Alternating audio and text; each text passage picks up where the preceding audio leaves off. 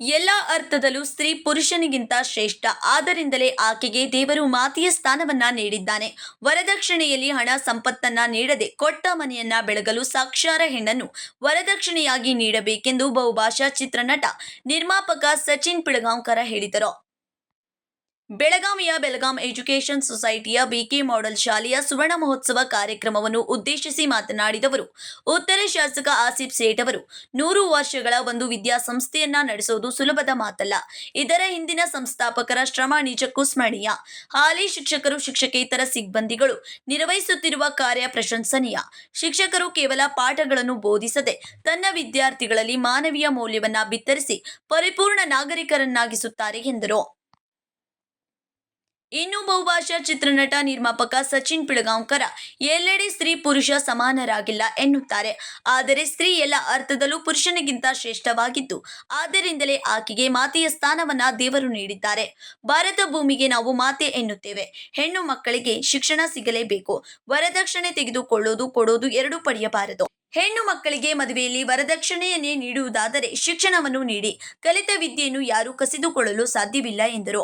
ವೇದಿಕೆ ಮೇಲೆ ಸಂಸ್ಥೆಯ ಅಧ್ಯಕ್ಷ ಅವಿನಾಶ್ ಪೋತದಾರ್, ದೀಪಕ್ ರಂಜಿಕರ, ವಿದ್ಯಾರ Murukumbi, S N Shivangi, Sudhir Kulkarni, Arvind Hunakunda, K N Pai, S A Chati, S N Joshi ಸೇರಿದಂತೆ ಇನ್ನುಳಿದವರು ಉಪಸ್ಥಿತರಿದ್ದರು. आपण आता काही ठिकाणी जातो आणि काही आपण म्हणतो, काही आपल्या कानावरती येतं की स्त्री पुरुष हे समान नाही आहे. स्त्री ही सर्व अर्थाने पुरुषापेक्षा श्रेष्ठ आहे.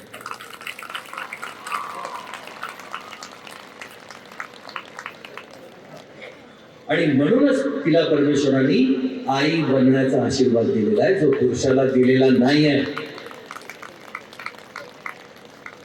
तुम्ही काय मोठं मन करून सांगता स्त्री पुरुष समान आहे?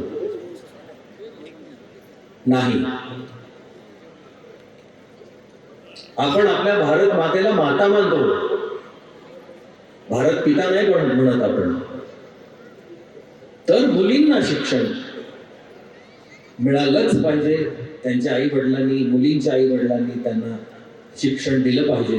दुसरं माझं असं म्हणणं आहे की हुंडा किंवा दहेज जो हम बोलते हैं, वो बोलते हैं वो गलत है, वो इलीगल है, नहीं होना चाहिए. मैं बोलता हूं नहीं, दहेज देना चाहिए. बेटी की शादी में दहेज देना चाहिए, लेकिन वो दहेज रुपयों में, पैसों में या गहनों में नहीं होना चाहिए.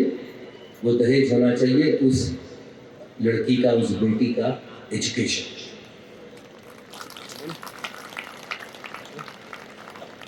खूब पैसा खर्च कीजिए इस दहेज पे और उसको समृद्ध कीजिए बेटिया को, और उसको फिर भेजिए ससुराल. देखिए कितनी कॉन्फिडेंस के साथ जाती है, क्योंकि वो पढ़ाई लिखाई, वो एजुकेशन उससे कभी कोई चुरा नहीं सकता. वो हमेशा जिंदगी भर ताउम्र उसके साथ रहता है. Krishna Kamble, KMM Kannada news, Belagavi.